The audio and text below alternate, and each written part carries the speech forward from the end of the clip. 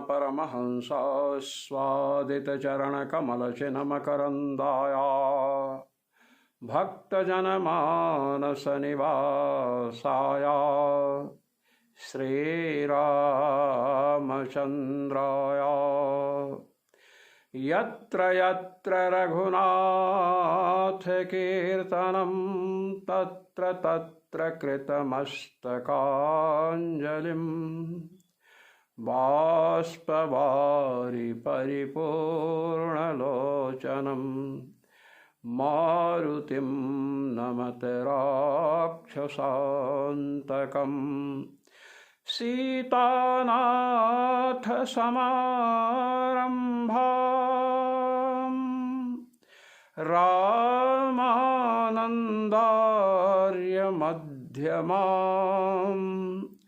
अस्मदाचार्यपर्यन्ताम् वन्दे गुरुपरम्पराम् वन्दे गुरुपरम्पराम् सर्वेश्वर श्रीरघुनाथो विजयते तराम्। आज हम कारणत्व अधिकरण में प्रवेश कर रहे हैं। प्रथम अध्याय ब्रह्म सूत्र के प्रथम अध्याय के चतुर्थ पाद का 14वां सूत्र है।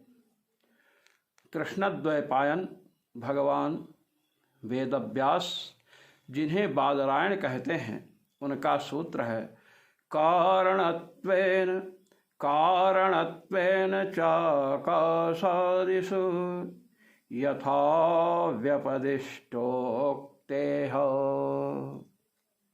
ये सूत्र है।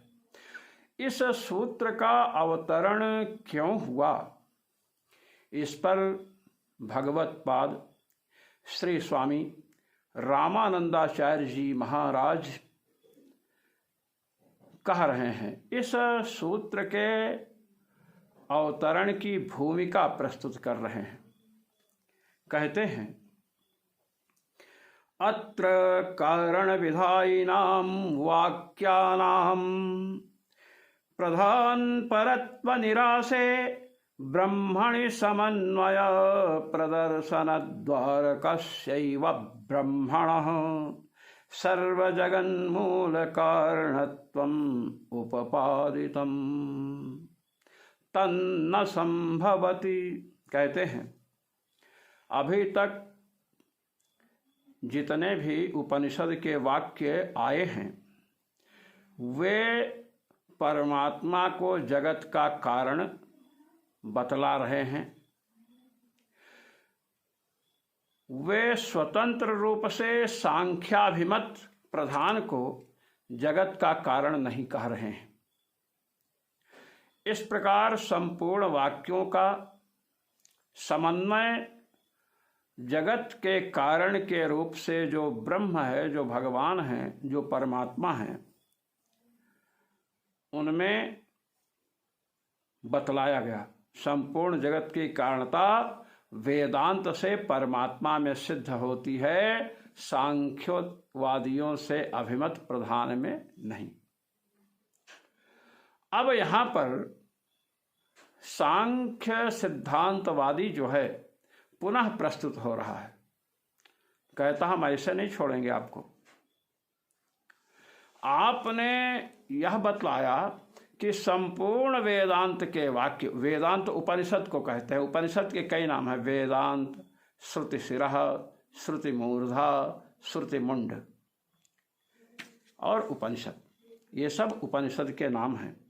कहते हैं संपूर्ण जगत का कारण जो परमात्मा को बतलाया गया, ऐसा आप कह रहे हैं, और उसमें वेदांत वाक्यों को आपने प्रस्तुत किया है। कहते यह संभव नहीं है। प्रधान को जगत का कारण मानना चाहिए। क्यों? कहते हैं उपनिषदों में एक उपनिषद जगत की सृष्टि का जो कथन कर रही है, वह कुछ कह रही है, दूसरी उपनिषद कुछ कह रही है, तीसरी उपनिषद कुछ कह रही है।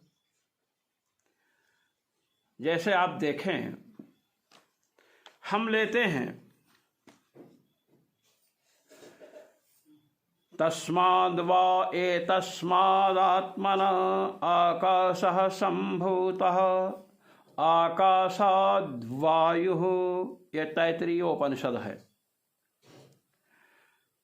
इस आत्मा से अर्थात परमात्मा से आकाश उत्पन्न हुआ, आकाश से वायु की उत्पत्ति हुई, ये तैत्तिरीय उपनिषद कह रही है।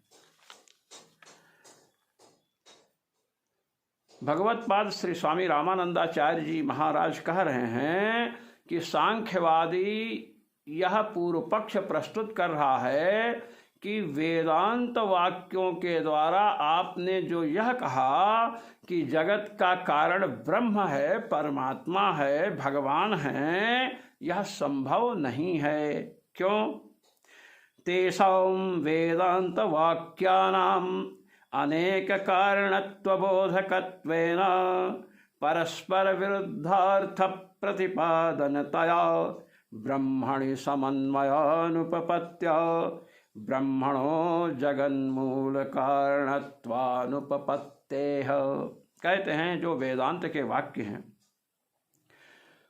वे अनेक पदार्थों में, अनेक तत्वों में जगत की कारणता का बोध करा रहे हैं। जगत के कारण अनेक को बतला रहे हैं, केवल परमात्मा को नहीं बतला रहे हैं। कोई परमात्मा को बतला रहा है, कोई सत्य को जगत का कारण बतला रहा है, कोई असत को जगत का कारण बतला रहा है, कोई परमात्मा को जगत का कारण बतला रहा है, कोई प्रधान को जगत का कारण बतला रहा है। तो परस्पर तो विरुद्ध हो गया। तो विरुद्धार्थक होने से परमात्मा में संपूर्ण वेदांत जगत की कारणता बतला रहे हैं, इसलिए जगत का मूल कारण परमात्मा है, यह बात सिद्ध नहीं हो सकती है, यह अनुपपन्न है। तथा ही कहते हैं सांख्यवादी इसी को उपपत्ति पूर्वक सिद्ध करना चाहता है। क्या? तस्माद् वा एतस्मादात्मना आकाशः सम्भूतः आकाशाद् वायुः, तैत्तिरीय उपनिषद। इत्यत्र आत्मनो जगत सृष्ट्यादि कारणत्वं श्रूयते। इस तैत्तिरीय उपनिषद के द्वारा जगत की सृष्टि का कारण किसको बतलाया गया? आत्मा, परमात्मा को बतलाया गया। अब आइए छांदोग्य उपनिषद में चल रहे हैं। सदैव सौम्य इदमग्र आसीद एकमेवाद्वितीयं तदैक्षत बहुस्यां प्रजा एया तत्तेजो सृजत। ये छांदोग्य उपनिषद के 6ठे अध्याय के 2 खंड का 3रा वाक्य है। अब यहाँ बतलाया जा रहा है सदैव सौम्य इदमग्र आसीत। अग्र में आगे अर्थात सृष्टि के पहले सत ही था। सत शब्द से कहा गया, वही एक तत्व था। उसने संकल्प किया बहुश्याम प्रजाए, मैं अनेक रूपों में उत्पन्न हो जाऊं। तत्तेजो असृजत, उसने तेज की रचना की। कहते हैं इत्यत्र सच्छब्दवाच्यस्य जगत कारणत्वं श्रूयते। यहाँ पर छांदोग्य उपनिषद के द्वारा सत को जगत का कारण बतलाया गया। तैत्तिरीय उपनिषद के द्वारा परमात्मा को जगत का कारण बतलाया गया। छांदोग्य उपनिषद के द्वारा सत जो वस्तु है उसे जगत का कारण बतलाया गया। अब परमात्मा को जगत का कारण एक उपनिषद कह रही है, छांदोग्य उपनिषद सत को जगत का कारण बतला रही है।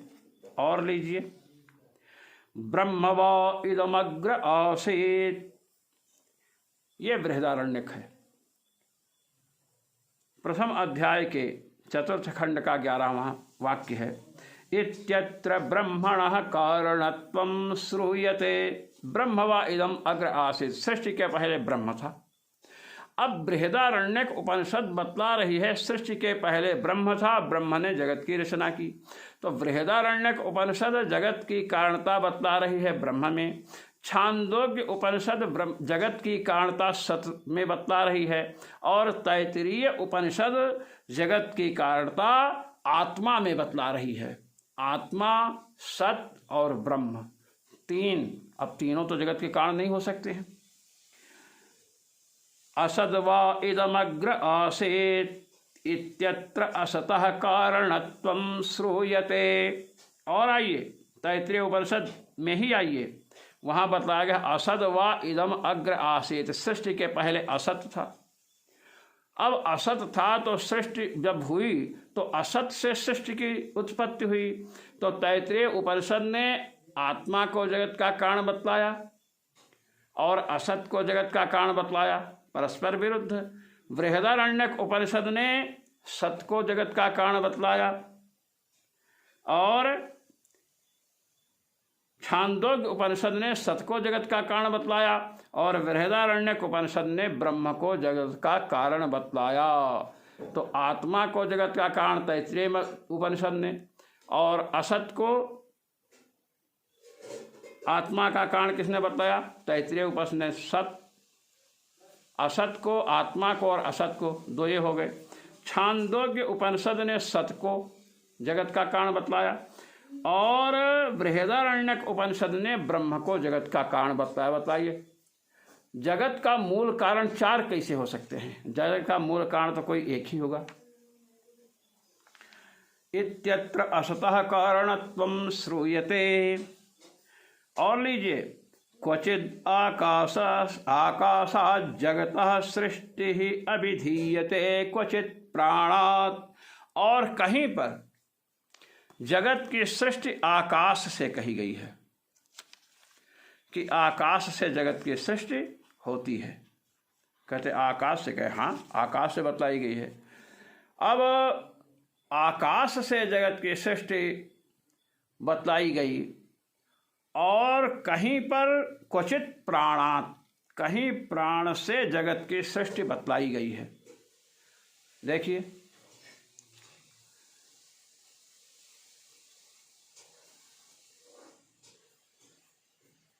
आकाश से जगत के सृष्टि, आकाशात् धवय इमानि भूतानि जायन्ते। आकाश से संपूर्ण जगत की सृष्टि बतलाई गई और कहीं प्राण से जगत की सृष्टि बतलाई गई है। तो आप बताइए तैत्तिरीय उपनिषद के द्वारा आत्मा से और असत से जगत की सृष्टि बतलाई गई। छांदोग्य उपनिषद के द्वारा सत से जगत की सृष्टि बतलाई गई। बृहदारण्यक उपनिषद के द्वारा ब्रह्म से जगत की सृष्टि बतलाई गई और कहीं आकाश से जगत की सृष्टि बतलाई गई, कहीं प्राण से जगत की सृष्टि बतलाई गई। अब आप बतलाइए कि इतने जगत के मूल कारण कैसे हो सकते हैं? मूल कारण तो कोई एक ही होगा। तो परस्पर उपनिषदें भिन्न भिन्न कारणों का उल्लेख कर रही हैं, इसलिए इनमें परस्पर विरुद्धार्थ प्रतिपादकता है, विरुद्ध अर्थ का प्रतिपादन कर रही हैं। एक कारण में सब उपनिषदें सहमत नहीं हैं कि जगत का कारण एक है। अच्छा, परस्पर विरुद्ध जब कथन होगा तो सब अप्रामाणिक हो जाएंगी। सांख्यवादी कहता है सब अप्रामाणिक हो जाएंगी। कहते हैं और आइए बृहदारण्यक उपनिषद को ही लीजिए। तथा तद्धेदं तर्ह्य अव्याकृतमासीत् तन्नाम रूपाभ्यामेव व्याक्रियते। ये बृहदारण्यक उपनिषद प्रथम अध्याय के चतुर्थ खंड का 7वां। इत्यत्र च अव्याकृतस्य प्रधानस्य जगत कारणत्वं श्रूयते। बृहदारण्यक में तद्धेदं तर्हि अव्याकृतम आसीत्, अव्याकृत था सृष्टि और वह अव्याकृत ही नाम रूपाभ्याम एवं व्याकृत, नाम रूपात्मक जगत के रूप में उत्पन्न हुआ। यह अव्याकृत को जगत का कारण बतलाया गया। कहते हैं अव्याकृत को जगत का कारण बतलाया गया। इत्यत्र च अव्याकृत, अव्याकृत क्या है? कहे प्रधान तत्व है जो हम सांख्यवादी प्रधान को जगत का कारण बतला रहे थे, उसी प्रधान का उल्लेख बृहदारण्यक उपनिषद भगवती कर रही हैं। तद्धेदम तर्हि अव्याकृतमेव आसीत। अव्याकृत माने प्रधान ही था। कहे अव्याकृत का अर्थ क्या है भैया?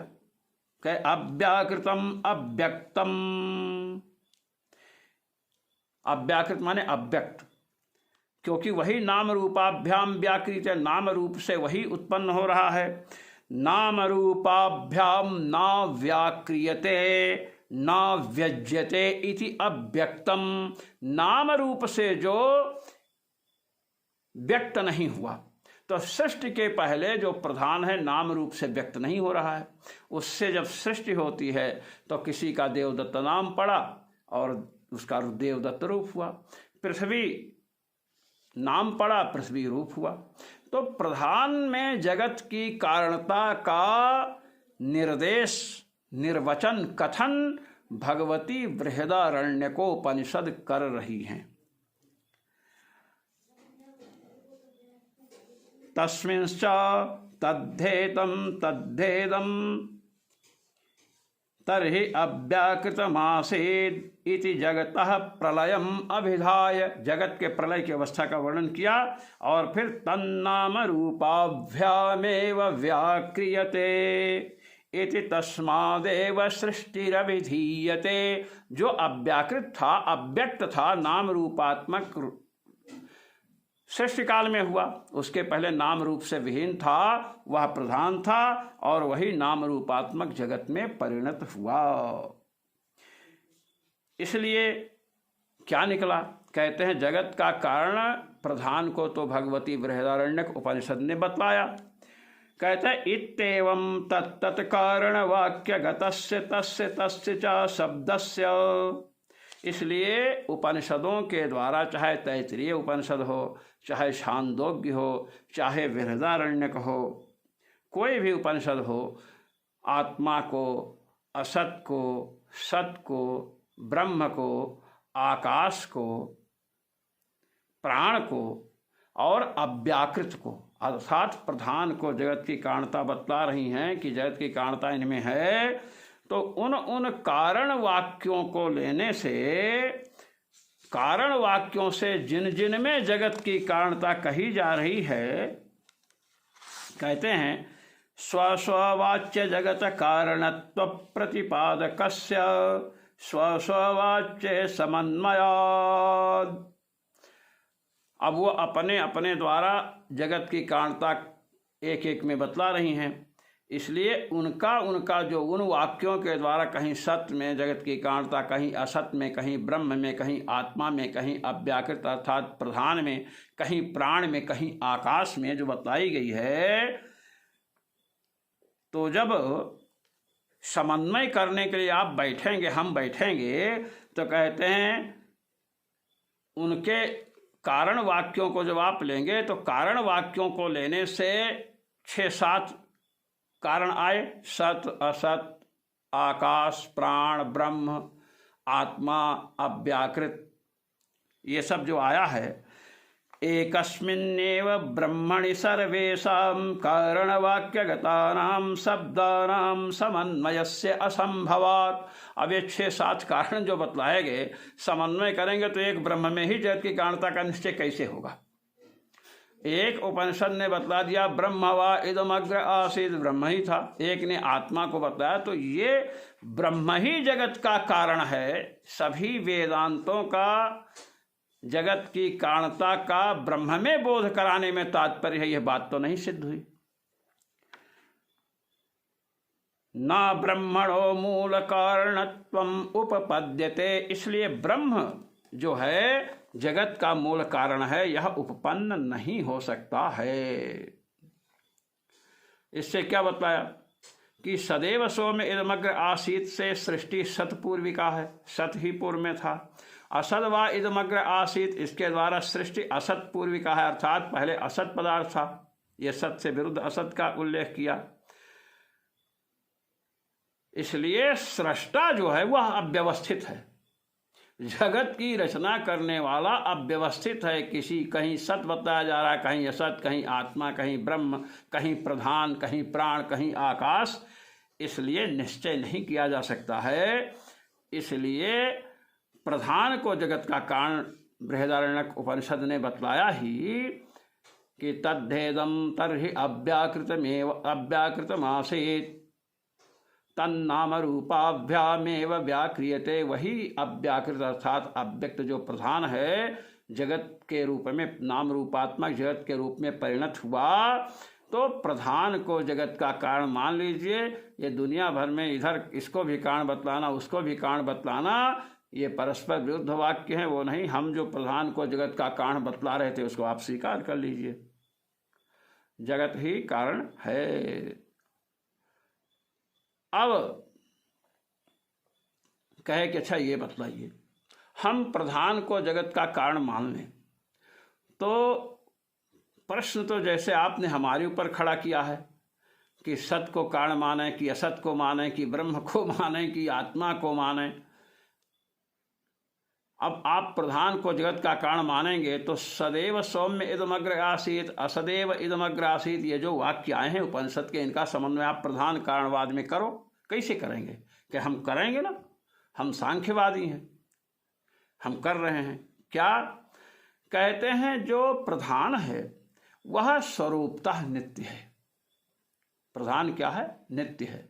भगवत गीता में भी यही बात कही गई है, प्रकृतिम पुरुषम चैव विध्यनादि उभावपि। प्रकृति और पुरुष दोनों को अनादि बताया गया है, भगवान ने गीता में बताया, तो अनादि है, तो नित्य है प्रकृति। तो उस समय उसका ना कोई नाम है ना कोई रूप है। भाई प्रकृति तो नाम है। अब आप ये नहीं कह रहे प्रकृति तो नाम है, नाम है रूप। जैसे देवदत्त यज्ञदत्त घट पट दुकान मकान नाम है, ऐसे उसका नाम है वहाँ। नाम रूप, नाम रूप में अगर परिणत हो गई तो सृष्टि हो जाएगी। सृष्टि के पहले प्रकृति जो है सत्वरज तमस एतत् तृतीय रूपा जो प्रकृति है, यह प्रकृति क्या है? अव्यक्त है, नाम रूप से व्यक्त नहीं हो रही है। तो परिणाम स्वरूपतः नित्य होने से नाम रूप से वह उस समय प्रकट नहीं है प्रलय काल में, इसलिए उसको असत कह दिया। और जब महत्तत्व अहंकार इंद्रियां पंच तन्मात्राएं पृथ्वी जल तेज वायु आकाश इन रूपों से परिणत होती है, तो इस अवस्था को लेकर उसे सत भी कह दिया गया। ये बताया। जैसे ब्रह्म को आप बतलाओगे वैसे हम यहाँ करेंगे। अब रही बात ईक्षण की, आपने कहा ना तदैक्षत बहुश्याम प्रजा, ये ईक्षण प्रकृति में संभव नहीं। कहे कि जब ये निश्चित हो गया कि प्रकृति पहले थी, प्रकृति को आप भी मानते हो, आप वेदांती महानुभाव भी प्रकृति को मानते हैं और हम सांख्यवादी भी प्रकृति को मानते हैं। प्रकृति की सत्ता मानने में दोनों एक मत है। अंतर इतना ही है कि हम प्रधान अर्थात प्रकृति को स्वतंत्र कारण मानते हैं और आप ब्रह्म के अधीन होकर के उसकी कारणता स्वीकार किए हैं। तो ब्रह्म और आत्म शब्द, जो ब्रह्मत्व और आत्मत्व का उपादन हम प्रधान में कर लेंगे। ब्रह्म बृहत्व गुण योग से ब्रह्म कहा जाता है और व्यापकत्व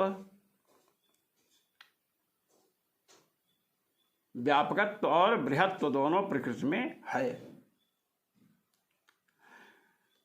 इसलिए स्मृति और न्याय से प्रसिद्ध हम अनुमानिक प्रधान को मानते हैं, तो न्याय सिद्ध है अनुमान, और कपिल स्मृति से भी प्रधान सिद्ध है, इसलिए उसको जगत का कारण मानना चाहिए। ऐसी स्थिति हुई, प्रधान ही जगत का कारण है। ऐसी स्थिति हुई, तो ऐसी स्थिति होने पर या ऐसा पूर्व पक्ष प्रस्तुत होने पर कह रहे हैं कि अब हम आपसे कुछ कह रहे हैं, अब हम सिद्धांत का प्रस्तुतिकरण कर रहे हैं।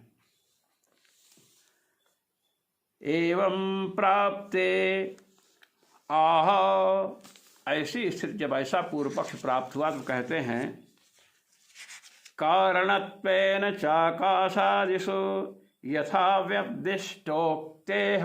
यह भगवान बादरायण श्री कृष्ण द्वैपायन व्यास का सूत्र है। यह आया कह रहे हैं कि सुनिए, कारणत्वेन चाकारादिषु यथा व्यपदिष्टोक्ते है। कारणत्वेन चा शब्द तू शब्द के अर्थ में है, अर्थात पूर्व पक्ष का व्यावर्तन कर रहे हैं।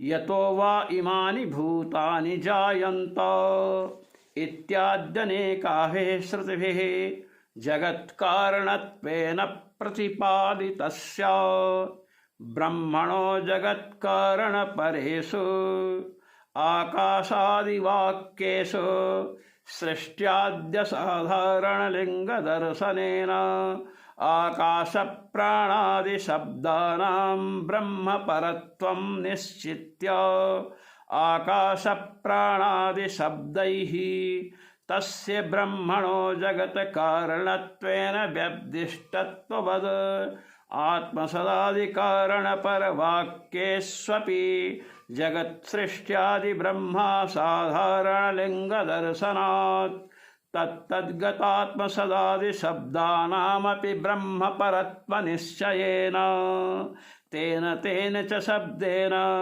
जगत्कारणत्वेन ब्रह्मणो व्यपदिष्टत्वोक्तेः। भगवत्पाद श्री स्वामी रामानंदाचार्य जी महाराज कह रहे हैं कि सुनिए, यतो वा इमानि भूतानि जायन्ते येन जातानि जीवन्ति यत् प्रयन्त्यभिसंविशन्ति तद विजिज्ञासस्व तद ब्रह्म। यहाँ पर सुस्पष्ट रूप से संपूर्ण जगत की कारणता परमात्मा में, ब्रह्म में बतलाई गई है। बतलाई गई ना। सर्वज्ञ सर्वेश्वर सत्य संकल्प जो परमात्मा है, जिनमें प्रकृति के समस्त गुणों का आत्यंतिक अभाव है, उन परमात्मा से ही जगत की सृष्टि होती है, ऐसा निश्चय किया जाएगा। कहते कैसे? कहते हैं आकाश से कहीं जगत की सृष्टि बतलाई गई, आपने कहा, कहीं सत से कहीं असत से, यही ना आपने कहा है। कहते हैं कि आकाश शब्द, चाहे प्राण शब्द लीजिए, चाहे सत शब्द लीजिए, चाहे असत शब्द लीजिए, जगत की कारणता उनमें बतलाई जा रही। देखिए, सुस्पष्टतया ब्रह्म में जगत की कारणता का उल्लेख हो गया। ये तो वा इमानि भूतानि जायन्ते, इस श्रुति के द्वारा। अब आकाश से जगत की उत्पत्ति बताई गई, प्राण से, सत से, असत से, अव्याकृत से। तो कहते हैं ब्रह्म का जो लक्षण पहले किया गया था, यतो वा इमानि भूतानि जायन्ते येन जातानि जीवन्ति यत् प्रयन्ति अभिसंविशन्ति तद् विजिज्ञासस्व तद् ब्रह्म। ब्रह्म का लक्षण ही है जिससे संपूर्ण जगत उत्पन्न होता है, जिनमें संपूर्ण जगत स्थित रहता है और जिनमें संपूर्ण जगत अंत में लीन हो जाता है, उसे ब्रह्म कहते हैं। ये ब्रह्म का स्वरूप बतलाया गया। अब कहते हैं आकाश में, प्राण में, सत में, असत में। तो जगत सृष्टि कारणता जब ब्रह्म में बतलाई गई है, तो आकाश शब्द है, चाहे प्राण शब्द है, चाहे सत शब्द है, चाहे असत शब्द है, चाहे अव्याकृत शब्द है। देखिए, लिंग से वस्तु का निर्धारण होता है। सामर्थ्यम सर्वभावानां लिंगमित्यभिधीयते। मीमांसा, पूर्व मीमांसा, संपूर्ण वस्तुओं की जो सामर्थ्य है उसको लिंग कहा गया है। अब जगत की सृष्टि कारणता रूप लिंग किसमें बताया गया? पहले ब्रह्म में, यतो वा इमानि भूतानि जायन्ते। अब उस लिंग के द्वारा अर्थात जगत सृष्टि कारणता जिसमें जिसमें बतलाई जाएगी, चाहे प्राण हो, चाहे आकाश हो, सत हो, असत हो, आत्मा हो, अव्याकृत हो, उससे ब्रह्म को ही हम लेंगे, क्योंकि ब्रह्म में जगत के कारणता का स्पष्टतया उल्लेख हो चुका है। अब आप देखिए,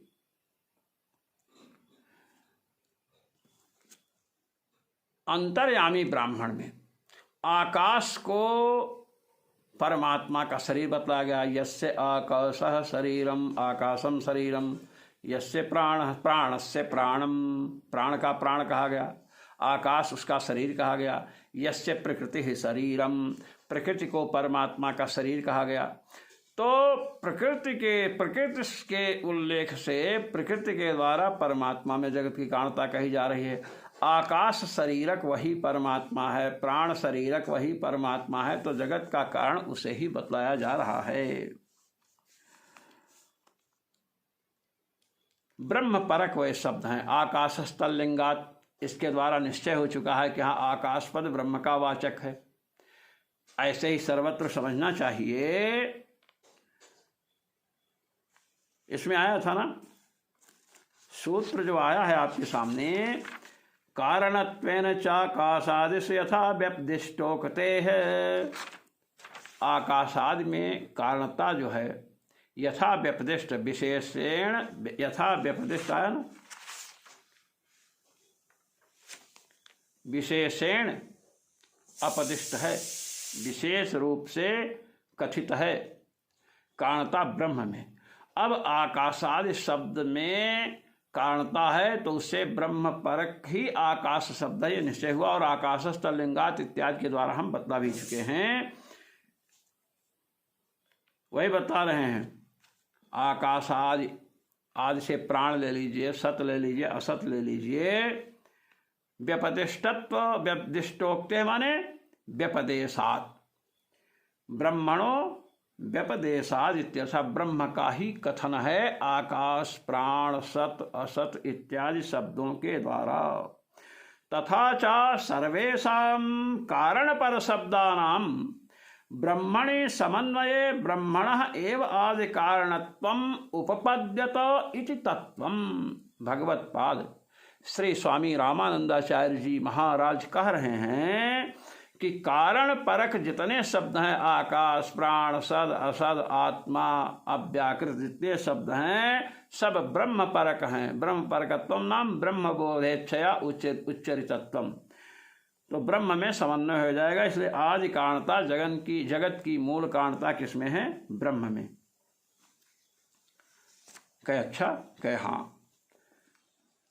कहे आप देखिए, जन्माद्यस्य यतः सूत्र आया। इस सूत्र के द्वारा यतो वा इमानि भूतानि जायन्ते, इस औपनिषद वाक्य को लेकर के कहा गया कि जगत का जन्म, आदि से पालन और प्रलय लीजिए, ये सब जिससे होता है उसे ब्रह्म कहते हैं। अब यही ब्रह्म कहीं आकाश शब्द से, कहीं सत शब्द से, कहीं असत शब्द से, कहीं आत्मा शब्द से, कहीं अव्याकृत शब्द से कहा गया है। तस्माद् वा एतस्माद् आत्मनः आकाशः सम्भूतः तत्तेजो असजत इत्यादि वाक्यों में आत्मा शब्द से सर्वज्ञ ब्रह्म ही कारण रूप से कहा जा रहा है। कैसे? कह सुनो। सत्यम ज्ञानम अनंतम ब्रह्म सोष्णुते सर्वान् कामान् सह ब्रह्मणा विपश्चिता। ये पहले कहा गया, ब्रह्म का उल्लेख हुआ। उसके बाद तस्माद् वा एतस्मादात्मनः आकाशः सम्भूतः, अब आत्मा, उसी ब्रह्म को आत्मा शब्द से कहा गया, उसी से आकाश की उत्पत्ति बतलाई गई। तो ब्रह्म और आत्मा एक अर्थक हो गए कि नहीं? कहते हाँ। अब तदैक्षत बहुश्याम, इससे निर्दिष्ट जो सर्वज्ञ ब्रह्म है, तदैक्षत तत् से उसका उल्लेख हुआ, और तत्तेजो असजत में तत् से फिर उसी को लिया गया, उसी का परामर्श किया गया, ब्रह्म का ही। इस प्रकार जितने कारण परक औपनिषद वाक्य हैं, सभी वाक्यों से ब्रह्म ही जगत का कारण कहा जा रहा है, ये बतला रहे हैं। एतद उक्तम भवति सर्वेषां कारण वाक्यानाम एक वाक्यता सत्वात्। कारण परक वाक्यों में एक वाक्यता होनी ही है, करनी ही चाहिए, क्योंकि वेद हैं, किसी मनुष्य की वाणी नहीं कि परस्पर विरुद्धार्थक हो जाएं। सर्वज्ञ परमात्मा की वाणी है। इसलिए एक वाक्यता कारण वाक्यगत कारणवाचक शब्दानां सर्वशाखा प्रत्ययन्यायेन एकस्मिन् परम कारणे पर्यवसानत्वस्य उचितत्वात्। सर्वशाखा प्रत्ययन्याय, इस शाखा में जो है वही उस शाखा में है, इसकी चर्चा हम पहले कर चुके हैं। इसलिए कारण वाक्य में आकाश प्राण सत असत जितने शब्द श्रूयमाण हैं उनसे एक ही ब्रह्म तत्व का बोध हो रहा है, वही संपूर्ण जगत का कारण है। तथा च समेषां सदात्माकाश प्राणादि शब्दानां परस्मिन् ब्रह्मण्येव समन्वयस्य सत्वात् आदि कारणत्वम् एकस्यैव ब्रह्मणः इति निर्णयः। इसलिए एक ब्रह्म में ही आकाश सत असत आत्म अव्याकृत आदि शब्दों का पर्यवसान होता है। अब सत कैसे कहते हैं ब्रह्म को? क्योंकि सृष्टि के पूर्व में सत है। ब्रह्म को असत कैसे कहते हैं? तो जब सृष्टि होती है तो नाम रूपात्मकतया ब्रह्म अवस्थित रहता, विद्यमान होता है, और नाम रूपात्मक रूप से प्रलय काल में नहीं रहता है, इसलिए असत कह दिया गया। ये निर्णय हुआ। भगवत पाद श्री स्वामी रामानंदाचार्य जी महाराज इस तथ्य को प्रकट किए हैं। अब यहाँ एक प्रश्न ये होता है कि असद व इदम अग्र आसीत, इससे असत को कारण कहा गया। तो जब असत को कारण कहा गया, परमात्मा तो सत है, असत तो है नहीं, तो ये कैसे निश्चित हो? परमात्मा ब्रह्म जो तीनों काल में रहता है, त्रिकालाबाधितत्व रूप सत्यत्व उसमें है। असत सत से भिन्न को कहते हैं, तो असत कैसे कहा गया? हमने आपको ये बताया कि नाम रूपात्मक जो प्रपंच है सृष्टि काल में इस रूप से ब्रह्म है, सर्वम खलु इदं ब्रह्म कहा गया है। इस रूप से सृष्टि काल में नहीं है, इसलिए उसे असत कह दिया गया। दूसरी बात, भगवत पाद श्री स्वामी रामानंदाचार्य जी महाराज कह रहे हैं, एवं मननात् त्राणनान् मंत्रः सर्ववाच्यस्य वाचिकः। श्री राम तापनीयोपनिषद में इति श्रुतिरपि परस्य ब्रह्मणः श्रीरामस्य सर्वशब्दवाच्यत्वाभिधानेन तस्मिन् सर्वेषां शब्दानां समन्वयं ज्ञापयति। कहते हैं षडक्षर श्री राम मंत्र की चर्चा श्री राम तापनीयोपनिषद में आई है। मननात् त्राणनान् मंत्र, मंत्र का अर्थ क्या है? मननात् त्रायते इति मंत्र, मनन करने से जो रक्षा करता है उसे क्या कहते हैं? मंत्र कहते हैं। फिर कहा गया सर्ववाच्यस्य वाचिकः, जितने वाच्य हैं संसार में सबकी वाचकता षडक्षर राम मंत्र में है, सबका वाचक वह है। तो इस श्रुति के द्वारा सर्ववाच्यस्य वाचकः, सर्ववाच्यस्य वाचकः, षडक्षर राम मंत्र किसका वाचक है? भगवान राम का वाचक है। सर्ववाच्य से, सर्व शब्द से वाच्य जो भगवान राम हैं उनका वाचक है राम मंत्र। कहते हैं परब्रह्मणः श्री रामस्य सर्वशब्द वाच्यत्वाभिधानेन, सब संपूर्ण शब्दों से श्री राम का ही कथन हो रहा है, इसलिए सभी शब्दों का समन्वय श्री राम में हो जाएगा। भगवान सबके अंतर्यामी हैं। घट कहो तो घट पदार्थ को कहता हुआ तदंतरवर्ती परमात्मा श्री राम को कहेगा घट शब्द। इसी प्रकार आगे भी कहा गया है, जब सभी शब्दों के वाच्य भगवान श्री राम हैं तो आकाश और प्राण, आत्मा, सत असत, इन शब्दों के वाच्य श्री राम नहीं होंगे क्या? होंगे ही, तो समन्वय हो जाएगा। तथैव विश्वरूपस्य ते राम विश्वे शब्दा ही वाचकः, विश्वे शब्दा ही वाचकाः तथापि राम नामेदं सर्वेषां बीजमक्षयम्। ये स्मृति है। इति स्मृतिरपि श्रीरामस्यैव सर्वशब्दवाच्यत्वम् अभिधत्ते। कहते हैं विश्वरूपस्य ते राम, हे राम, ते विश्वरूपस्य, विश्वम सकलम रूपम यस्य एवं भूतो भवान।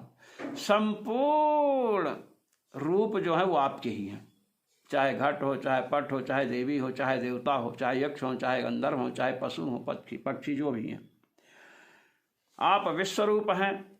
विश्वे शब्दा ही वाचकाः, जितने शब्द हैं वो आपके ही वाचक हैं।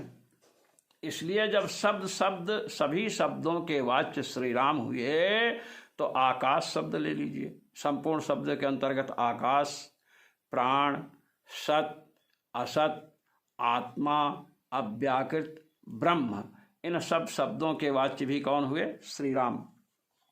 तो आकाशाद के द्वारा भगवान श्री राम में ही जगत की कारणता कही जा रही। श्री राम कहिए, भगवान श्याम सुंदर कहिए, भगवान नारायण कहिए, अपने को कोई विरोध नहीं है, तत्वतः सब एक है। एवं च श्री राम नामनः सर्व शब्द कारणत्वाभिधानेन, कहते हैं इस प्रकार श्री राम नाम को संपूर्ण शब्दों का कारण बतलाया गया। तदवाच्यस्य श्री रामस्य ब्रह्मणो अन्य निखिल शब्दवाच्यानां सर्वेषां बीजत्वोपपादन द्वारा तस्य सर्व शब्दवाच्यादि कारणत्वं बोधितम्। जब राम नाम संपूर्ण शब्दों का कारण है तो उसके वाच्य श्री राम रूपी जो ब्रह्म है वो जितने शब्दवाच्य पदार्थ हैं उन शब्दवाच्य पदार्थों के, माने सभी शब्दों के द्वारा वाच्य जो जो पदार्थ हैं सबके बीज कौन है? भगवान राम हैं। इसलिए सर्व शब्दवाच्य कौन हो गए? भगवान श्री राम हो गए। इसलिए उनमें कारणता चाहे आकाश शब्द से कहिए चाहे प्राण शब्द से। यह तथ्य मैंने पहले बता दिया है कि आकाश शब्द से श्री राम को क्यों कहते हैं, क्योंकि आकाश भगवान का शरीर है। प्राणस्य प्राणः, प्राणस्य प्राणम, श्रोत्रस्य श्रोत्रम, प्राण का भी प्राण भगवान को बताया गया, इसलिए प्राण शब्द वाच्य भी भगवान है। ये तद्धेदम तर्हि अव्याकृतमासेद इत्यादि कारण वाक्य प्रतिपाद्यत्वं ब्रह्मणः कथम इति चेदित्थम। अच्छा ये बतलाइए, हम सांख्य सिद्धांतवादियों ने कहा था तद्धेदम तर्हि अव्याकृतमासेद, सृष्टि के पहले अव्याकृत अर्थात प्रधान ही था और वही नाम रूपात्मक जगत के रूप में उत्पन्न हुआ। तो यहाँ इस कारण वाक्य को, उपनिषद के वाक्य को आप परमात्मा में कैसे लगाओगे?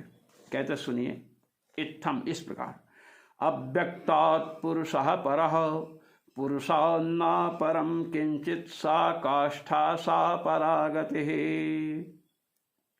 शुभारोपनिषद, ये भी उपनिषद आई है। अव्यक्तात्, अव्यक्त से पुरुष पर है, पुरुष से पर कोई नहीं है, वही परम गति है। तथा महान अव्यक्ते लीयते अक्षरम तमसि लीयते तमः परे देवे, तमः परे देव एकी भवति। यश इत्येवमादिश पुरुषस्य अव्यक्तात् परत्व श्रवणात् महान अव्यक्ते लीयते, महत्तत्व अव्यक्त में लीन होता है। अक्षरम तमसि लीयते, अक्षर तम में लीन होता है, तम पर देव जो भगवान है उनमें लीन होता है। तो यहाँ पर पुरुषस्य अव्यक्तात् परत्व श्रवणात्, पुरुष को अव्यक्त से पर बतलाया गया। महद अव्यक्ताक्षर तमसं परे देवे परस्मिन् ब्रह्मणि लयत्वाभिधानात्। महत् अव्यक्त, महत् आया ना, महान अव्यक्त लीयते, महत् अव्यक्त अक्षरम तमसि लीयते तमः परे देवे एक ही। अब देखिए, महत्, अव्यक्त, अक्षर और तम, इन सब का लय किसमें बताया गया? परमात्मा में। प्रलयावसाने च, अब लय जिसमें होगा उसी से तो उत्पत्ति भी होगी। प्रलयावसाने च तत एव तदुत्पत्तौ अस्यैव ब्रह्मणस्तद उत्पादकत्वोपपत्तेः परे देवे एकी भवन्ति। परमात्मा में लीन होते हैं। तो कार्य किसमें लीन होता है? कारण में। जब महाप्रलय होता है तो पृथ्वी जल में लीन हो जाती है, जल अग्नि में, तेज में लीन, तेज वायु में, वायु आकाश में, इस प्रकार क्रमशः लीन होते होते अव्यक्त में जाते हैं, प्रधान प्रकृति में, और प्रकृति परमात्मा में लीन होती है। जब सृष्टि की प्रक्रिया आरंभ होती है तो परमात्मा से प्रकृति अभिव्यक्त होती है, प्रकृति से महत्तत्व, महत्तत्व से अहंकार, तीन प्रकार के अहंकार में सात्विक अहंकार से मन, सात्विक इंद्रिय ज्ञान इंद्रियां, राजस अहंकार से कर्मेंद्रियां, तामस अहंकार से पंच तन्मात्राएं, पंच तन्मात्राओं से क्रमशः आकाश, वायु, तेज, जल और पृथ्वी की सृष्टि होती है। तो कहते हैं कि जिसमें लीन होंगे उसी से उत्पन्न होना है। तो ब्रह्म में लीन हुए तो ब्रह्म ही तो सबका मूल कारण हुआ, अव्यक्त प्रधान कैसे कारण हो गया? सांख्य महा से बतलाओ हमको। एवं सत्यम ज्ञानम अनंतम ब्रह्म यो देव निहितम गुहायाम इत्युपक्रम्य। तैत्तिरीय उपनिषद। सत्य स्वरूप है, ज्ञान स्वरूप है, अविनाशी है ब्रह्म, निहितम गुहायाम, हृदय रूपी गुफा में छिपा हुआ है। ऐसा उपक्रम किया, सत्यम ज्ञानम अनंतम ब्रह्म। अब आप सुन लीजिए, ब्रह्म शब्द है। ऐसा उपक्रम आरंभ किया और फिर कहा तस्माद वा ए तस्मादात्मना आकाशः सम्भूतः। उसी आत्मा से, अब आत्मा से किसको लेंगे? सत्यम ज्ञानम अनंतम ब्रह्म, पहले जो ब्रह्म कहा गया उसी को न लेंगे, आत्मा से। इत्येवम् आदिषु तस्यैव ब्रह्मणः सृष्टित्व श्रवणात् इत्यादि उपनिषदों में ब्रह्म में ही जगत की कारणता का श्रवण हो रहा है, प्रधान यहाँ नहीं है। और भी देखिए, श्वेता शतरोपनिषद में भी अस्मान् मायि सृजते विश्वमेतत्, इस प्रकृति से, माई माने माया का आश्रय, माया का स्वामी जो परमात्मा है, इस विश्व की रचना करते हैं। मयाध्यक्षेण प्रकृति सूयते सचराचरम। भगवद गीता में भगवान मधुसूदन ने कहा कि मेरी अध्यक्षता में प्रकृति कार्य करती है। प्रकृति स्वतंत्र जगत की कारण नहीं है, ना तो श्रुति कह रही है ना स्मृति। अस्मान माई सृजते विश्व में, तद माया का स्वामी प्रकृति के द्वारा विश्व की रचना करता है, तो उसी के अधीन प्रकृति रहती है। इत्यादि श्रुतिभिः सोत्पन्न स्वशेषभूता व्यक्तादि द्वारा ब्रह्मणश्चराचर जगत उत्पादकत्वम अभिधीयते। इसलिए अपने से उत्पन्न माने अभिव्यक्त, और स्वशेष माने अपने अधीन रहने वाली, अपने लिए ही कार्य करने वाली जो अव्यक्त है, उसके बाद महत इत्यादि जो भी तत्व हैं, उनके द्वारा परमात्मा चराचर जगत के उत्पादक हैं, यह कहा गया। भगवद गीता में भगवान श्याम सुंदर ने इसी रहस्य को प्रकट किया है। मम योनिर्महद् ब्रह्म तस्मिन् गर्भं दधाम्यहं संभवः सर्वभूतानां ततो भवति भारत। मम योनिर्महद् ब्रह्म, महद् ब्रह्म प्रकृति को योनि बतलाया गया, जगत का कारण बतलाया गया। सर्वयोनिस् कौन्तेय मम योनि, महद् ब्रह्म प्रकृति को योनि बतलाया गया, उसमें मैं गर्भ धारण कराता हूँ, अर्थात संकल्प करता हूँ तो प्रकृति से सृष्टि होती है। सर्वयोनिस् कौन्तेय मूर्तयः सम्भवन्ति याः तासां ब्रह्म महद् योनिरहं बीजप्रदः पिता। कहते हैं कुंती नंदन, संपूर्ण जो भी मूर्तियां, नाम रूपात्मक जो भी वस्तुएं उत्पन्न होती हैं, तासाम ब्रह्म महद योनि, उनका योनि माने कारण, महद ब्रह्म माने प्रकृति है। अहम बीजप्रदः पिता, और मैं पिता हूँ, बीजप्रद पिता हूँ। हमारे संकल्प के अनुसार प्रकृति कार्य करती है। कहते इस प्रकार भगवत गीता रूपी स्मृति के द्वारा भी इत्यादि स्मृतयोपि ब्रह्मणो अव्यक्ताद्युत्पादकत्वेन, तद्वारा परमात्मा ही अपने अंदर से अव्यक्त प्रकृति को अभिव्यक्त करते हैं, उससे महत्तत्वादि की उत्पत्ति होती है, उसके द्वारा चराचर जगत उत्पादकत्वम, चराचर अनंतानंत ब्रह्मांड रूप जगत की कारणता किस में आती है? मूल कारणता परमात्मा में आती है। इति अव्यक्तादि कारणतया अव्यक्तादि परवाक्य प्रतिपाद्यत्वं परब्रह्मणः एव। जब मूल कारणता परमात्मा में सिद्ध हुई और प्रकृति के द्वारा सिद्ध करते हुए अव्याकृत को कह दिया गया कारण, क्योंकि जब अब अव्याकृत प्रधान किसमें लीन होता है? परमात्मा। तो मूल कारण परमात्मा, उसी से अव्यक्त हुआ परमात्मा से। इसलिए संपूर्ण वेदांत वाक्यों का तात्पर्य जगत की कारणता का बोध कराने में किसमें है? ब्रह्म में है, प्रधान में नहीं। और आप तो प्रधान को सांख्यवादी, आप लोग तो प्रधान को स्वतंत्र मानते हो, ब्रह्म को तो आप माने ही नहीं, ईश्वर की सत्ता ही अंगीकार आपने नहीं किया। तो आप अपने सिद्धांत को वेदांत के द्वारा, उपनिषद के द्वारा सिद्ध करने की चेष्टा मत कीजिए, यहाँ कुछ नहीं आपको मिलने वाला है। ओम पूर्णमदः पूर्णमिदं पूर्णात् पूर्णमुदच्यते पूर्णस्य पूर्णमादाय पूर्णमेवावशिष्यते। ओम शांति शांति शांति। ब्रह्मसूत्र में उपस्थित होने वाले अथवा ब्रह्मसूत्र के पाठ का श्रवण करने वाले मनीषियों को भगवान सर्वेश्वर श्री रघुनाथ जी की ओर से कोटि कोटि आशीष और हमारी ओर से शुभकामनाएं। जय श्री राम।